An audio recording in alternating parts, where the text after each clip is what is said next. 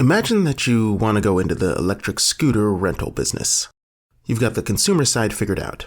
Now you just need a manufacturing facility. Raw materials come in and scooters go out. Compared to building your web services, this is no walk in the park. Physical product manufacturing is extremely difficult, resource intensive, and time consuming. So you wonder out loud, why isn't there a better way? Why can't I just cobble together cloud services to create the unique blend of primitives and resources that I need to power my business? As it turns out, there's a whole industry that does this. It's called cloud manufacturing. In cloud manufacturing, a business can assemble a complete production workflow by selecting and integrating on-demand manufacturing services just the way you'd compose a web service from compute, storage, and networking services.